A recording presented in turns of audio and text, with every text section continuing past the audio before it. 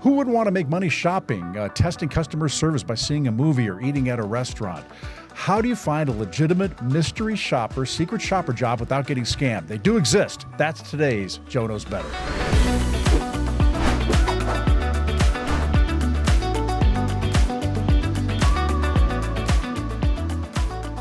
For years as a consumer reporter, I've talked about scams involving people losing a lot of money to these mystery shopper jobs. Because they're so alluring. I mean, you could stay at a hotel and test customer service. I mean, things people really want to do.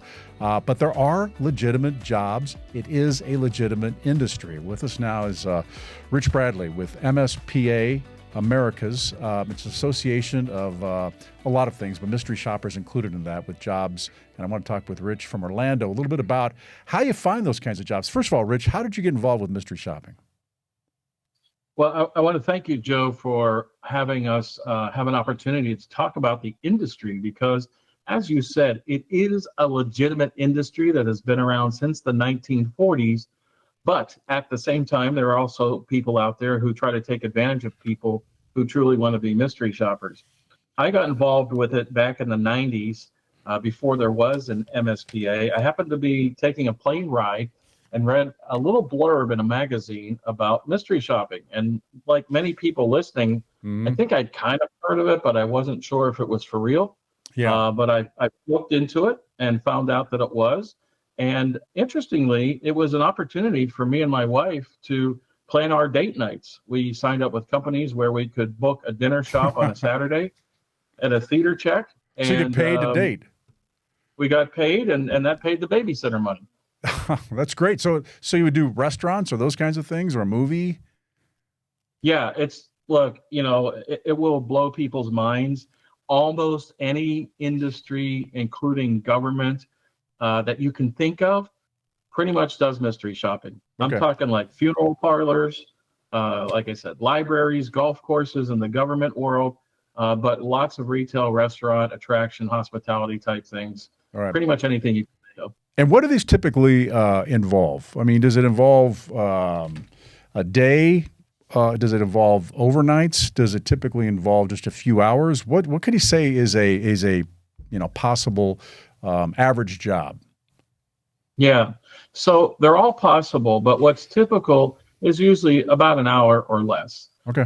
It's the retail type shops, restaurants may take 2 hours, but you can get shops that involve either stay at a hotel or a full day at a theme park. Those types of things take more time, but typically most of your shops are going to be in restaurants and retails.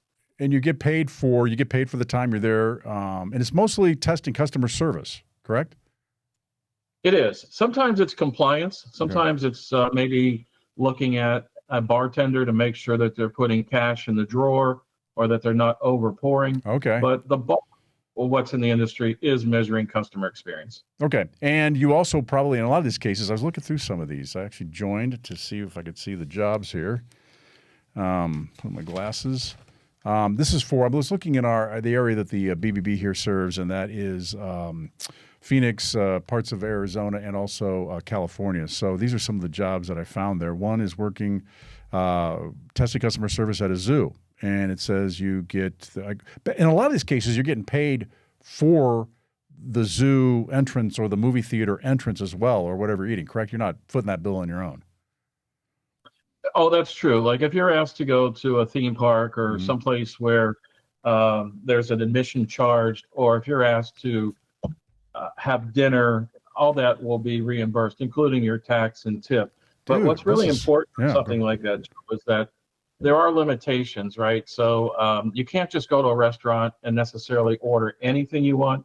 The instructions you'll get before the shop will tell you, get one shared appetizer, get 2 entrees. Now you can pick typically whatever entrees you want, and get 1 dessert and 2 drinks. But if you order like 6 drinks, those extra 4 typically won't be reimbursed. Yeah, those beers and the alcohol is on you probably in those cases. Yeah. Maybe they pay you more to.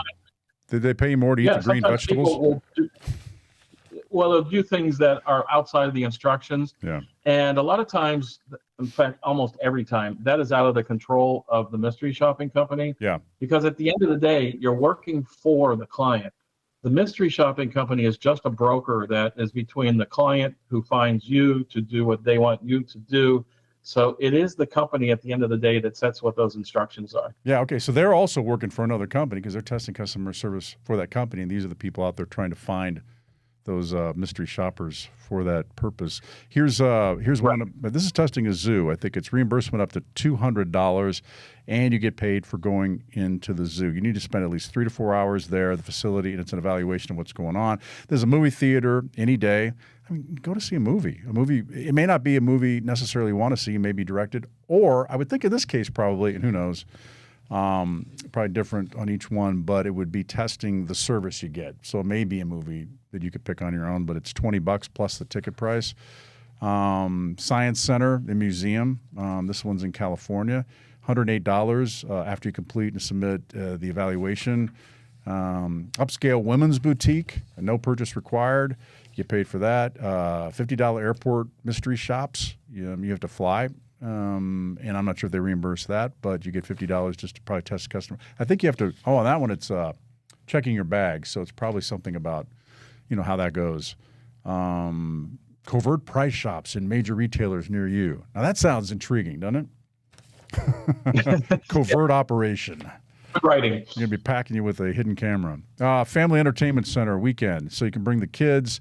$65 total, plus you're going to get reimbursed for the kids. Yeah, these are, I can see why these would be attractive for a lot of people. Do you have problems filling these jobs, or do you have more people than jobs? What do you typically see?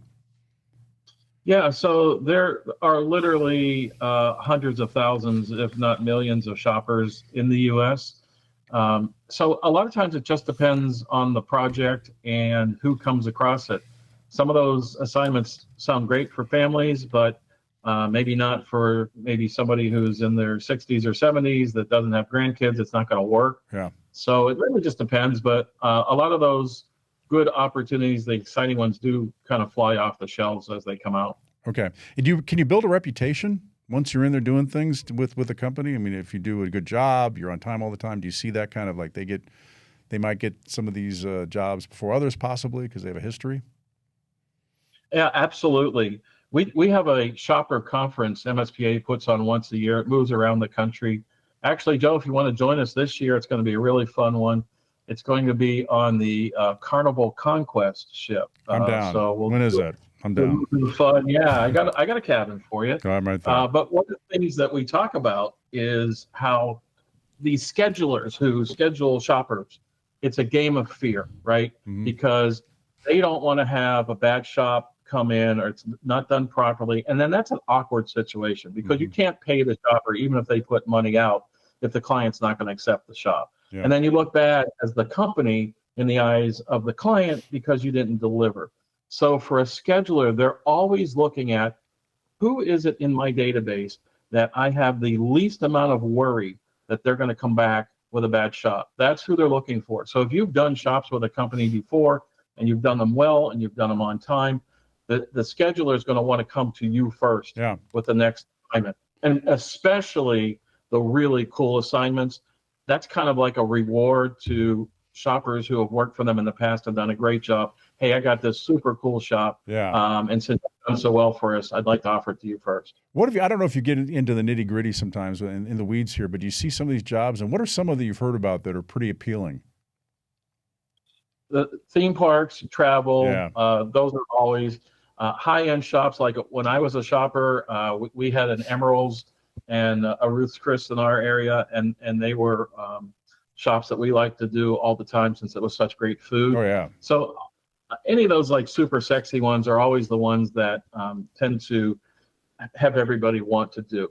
Some of the harder ones, and this is an interesting thing I probably should point out, Joe, some of the harder ones are actually the better paying ones. Yeah. And by harder, it could be literally a harder shop or it'd be a harder shop to fill. So what would that be like? Well, sometimes the client is a university and they want you to sit through the admissions process or the financial aid process. Sometimes it's an automotive dealership where you have to take a test drive or it might be a new home shop where you have to go and actually explore the homes. Those take a lot of time. They're not that interesting. You don't walk away with like a free meal or you don't have a something. steak, you didn't see a movie, you didn't have the kids at the park, but you paid more. Yeah. Yeah, right. Those pay more to attract people. It's a game of economics, right? Yeah. The sexier the shop is, the less that the mystery shop company needs to incentivize a payment to. The harder it is, the more difficult it is, and therefore the companies have to put more money out to attract shoppers. How much can you make? I know it's the bottom line. A Well, lot of people are listening and thinking, sure. And that's a great question, Joe. It's not a quit your day job and become a full-time mystery shopper. Some assignments will pay nothing but reimbursement. Some will pay token fees of $5, $10, $15, $20. Your really big shops, maybe $50. Very rarely does the remuneration go over $100. And when it does, it's usually like a banking shop where you have to apply for a credit card. And so part of that higher financial incentive is because you're going to have to take a ding on your credit report for opening a new account. But typically, it's in the $20 to $30 range, I think would be an average. So you could do maybe a couple of these if you could fit them in, maybe even to a day or a week. You could probably do a few if you could do these maybe as a side gig. Is that kind of typically how these things work? That's what probably 99.5% of the people do. It's a lot of people who've retired but don't want to sit at home. Or other people who are like kind of fascinated by it or like the clients and are going to go anyway, so I might as well work it and get paid for it. Yeah. But it's mostly a side gig. Now, I will tell you, there's a very small percentage of people that we refer to in the industry as route shoppers. Yeah. So they will literally plan a route out through usually multiple states, working with multiple companies, and they will take all the jobs that they can on that route, and they'll go out on the road for like a month. And do 200 mystery shops over the 300 over the course of that month. Very small percentage, but some do. That'd be great to follow one of those people. I'm talking with Rich Bradley. He is with MSPA, America's association that, among other things, deals with mystery shopper companies, businesses, and there are legitimate jobs involved with that. And I want to talk. Oh, first of all, the website. Is it MS? What is the website? www.mspa-americas.org. Okay, Americas. Americas is spelled. Yep. So -americas.org. You probably find that on a search online too, but make sure that you see MSPA in that because that's legitimate and that's where you would find you'd have to become a member. You can have a free basic membership, I think, and I looked and there's a little bit more money for something more than that that you might want to get into as well. But you need to sign up to be able to see those jobs, the ones that I listed here. And we'll go into that a little bit later. But Rich, on the other side of this, one of the reasons it's so interesting is because there's a whole other side. Scammers have seen this. They've seen that people want these kinds of jobs. And for years, I mean, I've been covering this in news for more than a decade, I think, basically in a nutshell, do you want to say what the scam typically is? Or I could do that, whatever you want. I know you've seen it a lot. Yeah.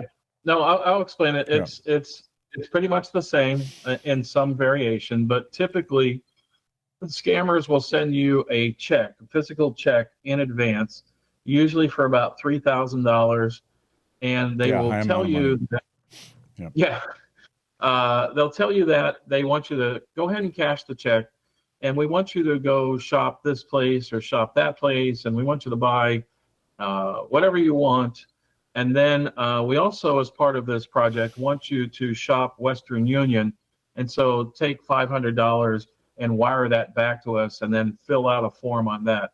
That's a key tip. Number one, nobody is ever going to send you a $3,000 check that you've never met before. Mm-hmm. And it will look absolutely authentic with multiple color ink and the whole deal, maybe a bank that sounds authentic or is.